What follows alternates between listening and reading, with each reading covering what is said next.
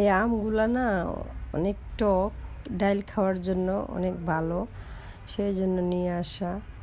আর এই ভেন্ডিগুলা অনেক কড়া আছে, সেটি মাছ দিয়ে রান্না করলে অনেক ভালো লাগবে। হ্যালো গাইস, আসসালামু আলাইকুম, কেমন আছেন সবাই? এই যে দেখেন কি রান্না করতেছি, এটা কি কেউ জীবনে খেয়েছেন? এই ডাটাগুলো তো আমরা সবাই ফেলে দিই, কিন্তু ফেলে দেওয়া জিনিসও যে খাওয়া যায় আগে জানতাম না। খাওয়া শিখলে অনেক কিছু শেখা যায়, বোঝা যায় যে এটা খাওয়া যায়। আসলে এটা আমরা কখনো খাইনি, কিন্তু আমি খাওয়া শিখছি। বিয়ে হওয়ার পরে শ্বশুরবাড়ি যাই অনেক রকমের খাওয়া শিখলাম, তার মধ্যে এটাও এখন এটা ফেভারিট হয়ে গেছে। এই ডাটাগুলো দিয়ে এরকম চচ্চড়ি করে রান্না করে খাইলে সরষে বাটা দিয়ে অনেক স্বাদ লাগে। এই যে দেখেন আমি খাচ্ছি, সাথে বড়াও নিচ্ছি।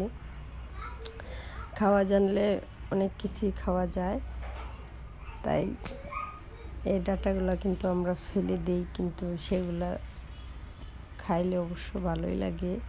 আর এদিকে মাছ রান্না করতেছি, মাছগুলো আমি ভেজে নিচ্ছি আগে, কারণ বাচ্চারা তো আর এগুলো খাবে না। এটা তো আমার ফেভারিট হইলেই কি হবে, বাচ্চারা কি আর এগুলো খাবে? কখনো না। বাচ্চাদের জন্য এই যে আমি রান্না করতেছি, মাছগুলা ভেজে নিয়ে সেগুলা দিয়ে ভেন্ডি দিয়ে রান্না করব।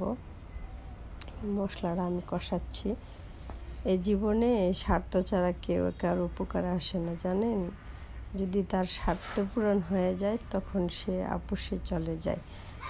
স্বার্থের দুনিয়া, স্বার্থ ছাড়া কেউর পাশে এগিয়ে আসে না, নিঃস্বার্থভাবে কেউ ভালোবাসে না। তাই আসেন আমরা সবাই সবার পাশে নিঃস্বার্থভাবে ভালোবাসা দিয়ে সবাই আমরা এগিয়ে নিয়ে যাব ইনশাল্লাহ। একা হাতে কেউ কখনো উপরে উঠতে পারে না। সেই জন্য এই যে দেখেন আমি সব মশলা দিয়ে কষিয়ে নিচ্ছি। মশলাগুলা আগে একটু ভাজা ভাজা করে নিব, কারণ মশলাটা একটু কষানো না হলে মশলার ঘ্রাণ আসে। সেই জন্য এই যে দেখেন ঝোল দিয়ে দিয়েছি, মশলাটা কষানো হচ্ছে। আর এদিকে আমি ভেন্ডিগুলো ভেজে নিচ্ছি, কারণ এই ভেন্ডিগুলো একটু ভেজে না নিলে ভেন্ডিগুলোর মধ্যে পিছলা পিছলা হয়ে যায়, আর ভেজে নিলে অবশ্য ভালো লাগে, পিছলাটা কেটে যায়। এদিকে মশলাটা কষানো হয়ে গেছে, আমি মাছটা ঢেলে দিব। মাছটা এই যে দেখেন ঢেলে দিচ্ছি, মাছটা একটু কষিয়ে নিচ্ছি, কারণ ভাজার পরে মাছটা একটু কষে উঠায় রাখলে ভালো হয়, তাহলে মাছটা আর ভেঙে যায় না, তাই উঠায় রাখছি।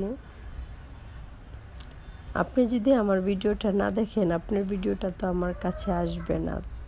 তাই ধাক্কাধাক্কি না করে অবশ্য ভিডিও দেখে একটা কমেন্ট করে যান।